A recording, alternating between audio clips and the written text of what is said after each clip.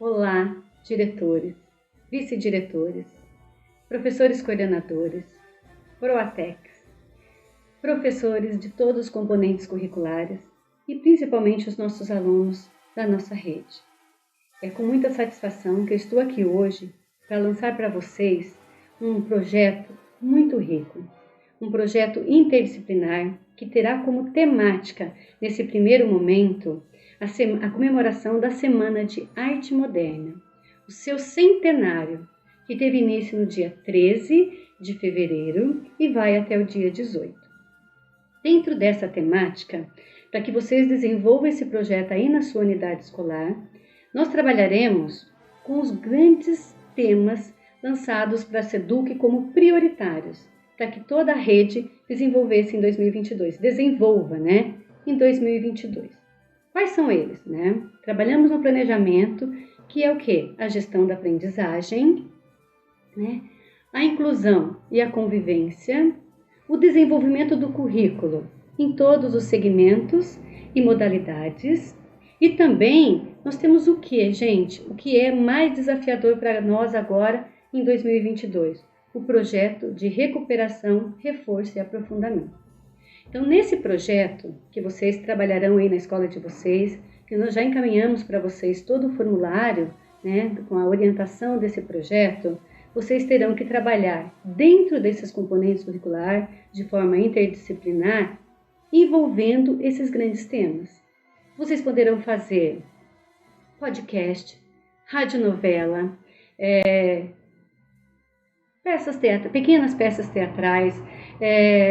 Podemos também desenvolver música, dança. O leque de linguagens vai ficar a critério de cada unidade escolar.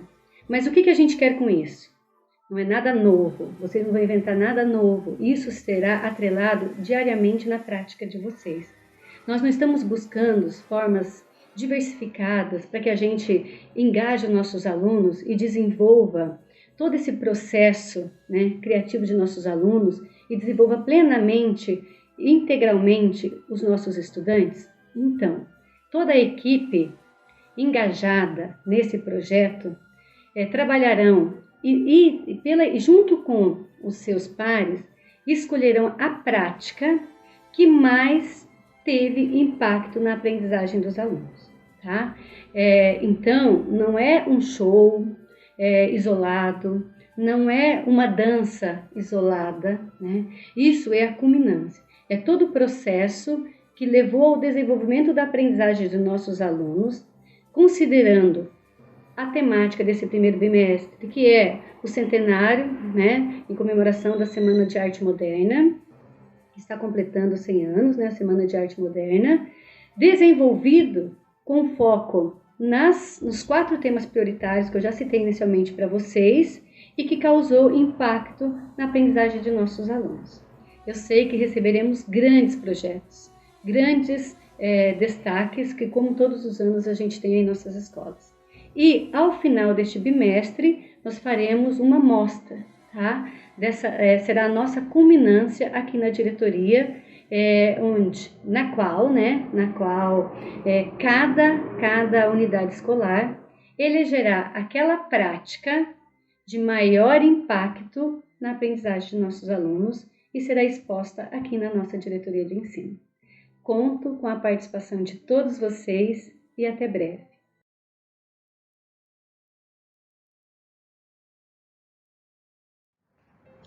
Olá pessoal, tudo bem com vocês?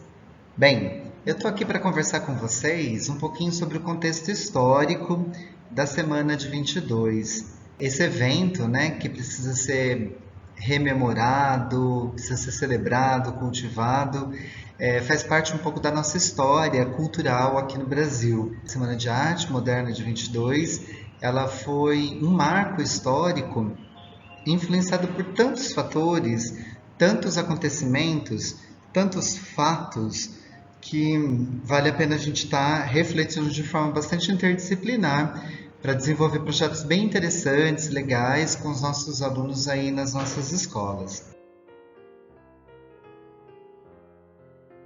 Eu vou me deter, né, aos acontecimentos históricos, aos acontecimentos no contexto sociopolítico e econômico que influenciaram a Semana de 22. Influenciaram, assim, por todos os aspectos condicionadores, né, por todas as variantes que foram muito importantes para o processo de uma movimentação, né, cultural, artística, diferente, trazendo para a gente as vanguardas, os processos inovadores, né, que havia necessidade do Brasil respirar, trazer como novos ares. Bem, a Semana de 22, ela pertence ao contexto histórico da Primeira República no Brasil, ou, se a gente preferir, também chamada República Velha.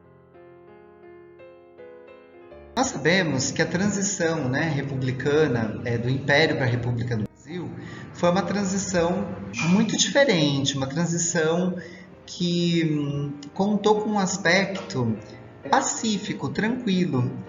Não contou com o apelo popular da sociedade, não contou com manifestações de reivindicação popular, de desejo popular, ao contrário das repúblicas na América Latina, né? A América Latina já estava passando por um processo de transformação, né, republicana, de um movimento muito intenso para a formação das repúblicas, e o Brasil era o império entre as repúblicas. Porém, diferente do que aconteceu na América Latina, o Brasil ele não provocou a república, ou seja, a mutação, né, a transformação de um regime, de uma forma de governo para outra, por meio do apelo popular, por meio do desejo da sociedade. Foi um acontecimento que a gente costuma dizer de cima para baixo. A gente sabe que foi uma coisa muito tranquila, no sentido de desejo de um grupo oligárquico que se manteve no poder ou que queria manter a sua ação no poder, e eles deram um golpe, né? Havia um conflito muito grande do poder militar com o imperador, né, Dom Pedro, e esse conflito ele se acirrou um pouco mais porque Dom Pedro colocou civis para chefiar as Forças Armadas, né, a segurança nacional. E aí, liderados pelo Marechal Deodoro, instaurou-se a República em 1889, de forma por um golpe, né? Um golpe militar mesmo, apoiado por outros militares, né? Floriano Peixoto e tantos outros aí que deram força para que a instauração dessa república ela acontecesse. Porém, no cotidiano da vida das pessoas, isso não teve muito resultado assim de consciência política, porque as pessoas continuaram vivendo a vida delas. Um exemplo muito claro é as pessoas que tinham comércio. Então, por exemplo, se a taberna era taberna do Império, passou a se transformar em taberna da República, só trocaram a plaquinha. Ou seja, não foi uma movimentação popular. Muito bem, a República, então, essa primeira República ou República Velha, conhecida pelos nossos anais de história, teve duas etapas, assim, dois contextos. A gente teve um período que foi o período da Espada, né, que foi de 89 a 95. Nesse período, a gente teve uma força, né, controladora, centralizadora nas mãos dos militares, né, uma força bem consistente aí de intensificação do poder deles, né, uma centralização de poder e tudo mais. No segundo momento em que acontece, né, a Semana de 22, nós temos a República Oligárquica. Isso é muito importante, gente, porque a República Oligárquica, ela contou com as oligarquias, né, do café, da produção cafeeira no estado de São Paulo e da produção de leite, né, em Minas Gerais. Então, a gente também tem a política do café com leite, porque foram dois estados muito fortes, né, em termos econômicos, e que influenciaram aí esse processo, né, de movimentação artística, cultural, né, porque eles incentivavam a arte na perspectiva daquilo que eles acreditavam que era o melhor. E nesse cenário, a gente tem aí a Semana de 22 no período entre guerras, no contexto global, porque a Primeira Guerra Mundial ela tinha findado, mas a gente estava entrando num contexto de movimentação para a Segunda Guerra Mundial. Então, ela foi bem no período entre guerras. De 1920 até 1938, né? A gente tem assim o aspecto da ascensão nazista, né, na Alemanha e a eclosão da Segunda Guerra em 39. A gente tem um período aí muito intenso de monopólios, né, de produção econômica, e essa produção ela está centrada necessariamente na exportação do café, né? Com essa configuração, né, das repúblicas serem, ou melhor, da república, do Estado republicano, ser marcado pela influência, né, oligárquica da produção cafeicultora, a gente observa que esses coronéis do café, eles influenciaram muito o movimento artístico, né? Eles patrocinavam o movimento artístico brasileiro. Mas o Brasil ele passava por uma situação econômica muito peculiar. Era uma economia de exportação, né? Primeiramente, no começo eram reservadas algumas poucas commodities, né? De alguns grãos, como milho, soja, enfim. Depois que se estendeu para a questão do café, né? O café ele começou a ser exportado e sustentou a economia do Brasil por muito tempo. Até final da década de 20, né? Se a gente olha aí para os livros de história, a gente sabe que a quebra da Bolsa de Nova York, ela prejudicou muito a economia brasileira, porque era uma economia monopolista centrada na configuração do café.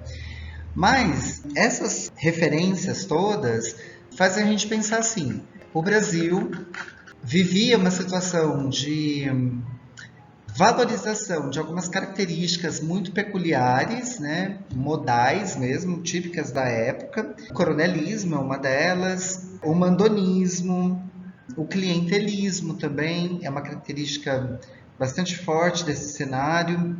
E o que tem a ver com a semana, né? A gente percebe assim que é um contexto político de grandes transformações, né? E que você tinha um grupo de um lado e outro grupo. Um grupo defendendo as ideias liberais, que já estavam começando a ser fomentadas na Europa, e o Brasil estava recebendo muita influência europeia, da Inglaterra e da França principalmente. A gente vai falar um pouquinho dessas questões, né, das influências europeias, principalmente do pensamento positivista, que marcou o início da República no Brasil, e o movimento liberal também, porque a Inglaterra já estava dentro de um cenário de formação dos Estados Nacionais, de movimentação, né, de participação da livre iniciativa comercial, da livre iniciativa de mercado, e o Brasil recebendo essas matizes liberais, essas influências, né, do pensamento liberal, de John Locke, Adam Smith, enfim. Então você tinha um grupo que defendia todo esse processo de ordem liberal e um grupo um pouco mais conservador, né, um pouco mais resistente a essas transformações todas. Essa referência toda traz para a gente um cenário de grande descontentamento, né, por parte da juventude, dos jovens, que não aceitavam muitas coisas do que estavam acontecendo, queriam uma modificação intensa, e os conservadores não permitiam isso. Quando eu digo conservadores, eu estou querendo dizer aquelas pessoas que estavam fechadas dentro de um cenário de mudança e preservação da manutenção de poder deles. E a Semana de Arte Moderna, ela foi um choque nesse sentido, porque eles vieram com uma nova proposta. Uma proposta de quebra, né, de ruptura com a influência positivista. Essa influência positivista, vocês sabem que o positivismo é uma corrente filosófica, sociológica, que entendia que todos os acontecimentos sociais, os acontecimentos humanísticos, eles precisavam ser vistos como fatos, né? Como algo extremamente objetivo e que pudesse ser mensurado aos moldes das ciências naturais, né? Por uma metodologia rigorosa, numa ideia de progresso, de evolução progressista. Então eles acreditavam muito nisso. E isso influenciou a arte na sua manifestação formal, racional. Uma das grandes influências desse pensamento objetivista, né, foi o parnasianismo. E a Semana de Arte Moderna, ela rompeu com a escola estética parnasiana, porque os parnasianos, eles eram metódicos, tal como o positivismo exigia enquanto leitura de problemas sociais. Eles eram técnicos, eles faziam uma estética baseada no formalismo rigoroso, na métrica, por exemplo, poesias preocupadas com a metrificação, com o processo de organização canônica do princípio literário. Bom, e aí essas questões todas influenciam as transformações. Nós tivemos pessoas também entrando num cenário econômico diferente. As indústrias, elas começam a ganhar força no estado de São Paulo e elas começam então a modificar um pouco o sistema produtivo da época, o modo de produção na época. As pessoas começam a sair do trabalho, né, nas fazendas de café e começam a trabalhar nas fábricas, né, nas primeiras indústrias, nas primeiras fábricas, que também vai ter uma influência aí no processo do movimento artístico de 22, na Semana de 22, porque as indústrias, principalmente têxteis, né, que São Paulo começou a sediar, ela também patrocinou um movimento cultural muito intenso, né? Artistas plásticos, poetas, escritores foram patrocinados por famílias tradicionais, né, da elite paulistana e que estavam começando a despontar no cenário industrial. Isso tudo é muito importante para a gente entender um pouco esse contexto histórico. Por quê? Quando os modernistas, né, eles entraram no Teatro Municipal e provocaram aquele choque em termos de ordem cultural nas suas obras plásticas, né, na pintura, na escultura, na dança, na literatura, na música, o que a gente pode perceber? Um desejo interno de fazer com que a cultura brasileira fosse valorizada, mas não só na perspectiva nacionalista, na perspectiva de valorização daquilo que o Brasil tinha de melhor. Por exemplo, a miscigenação cultural, essa valorização, né, de uma cultura étnica miscigenada, que não era valorizada, porque o positivismo ele tinha uma leitura de evolução humana, evolução antropológica, evolução social, evolução política, evolução muito marcada por um processo científico. Então, as leis da biologia, né, da ciência biológica, elas influenciavam muito. Havia até uma leitura de questões antropológicas pelo formato do crânio das pessoas, o que incentivou muito a questão de ideias racistas, cientificistas, né? E aí os modernistas, eles, através, né, da sua arte, eles mostravam que não, né, que o Brasil era pluridiverso, era miscigenado, que a mulher tinha voz e vez. Aí a gente tem, né, as pintoras, né, a Anita Malfatti e a Tarsila. Um dos quadros da Tarsila mostrando, né, os operários na fábrica, multifacetados, né? Uma gente diferenciada, né? Pretos, brancos, altos, baixos, homens, mulheres, indígenas, todos esses fazem parte do cenário brasileiro. Então é muito importante a gente entender essa referência toda, porque eles trouxeram um princípio de movimento de contracultura, iniciando, né, aquilo que se estabelecia em referência à cultura parnasiana estabelecida. Isso é muito rico, traz para a gente esse olhar bastante valioso, né, enquanto historiadores, enquanto sociólogos, estudiosos aí do movimento modernista, né, que proporcionou outras mudanças, que proporcionou uma revolução assim, em termos de características de identidade, características de nacionalidade, características de formação da população, né, da nação, enquanto cultura, enquanto valorização de ideias, de valores, de posturas éticas, que foi muito importante. Então, eu agradeço a oportunidade de poder falar um pouquinho desse cenário.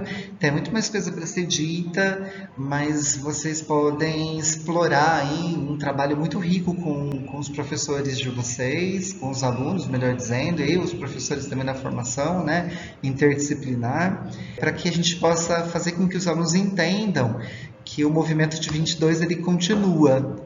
Hoje nós precisamos novamente, no século XXI, falar de valorização da cultura brasileira, da miscigenação, da valorização das diferenças enquanto referências étnicas, econômicas, sociais, que são muito importantes para todos nós.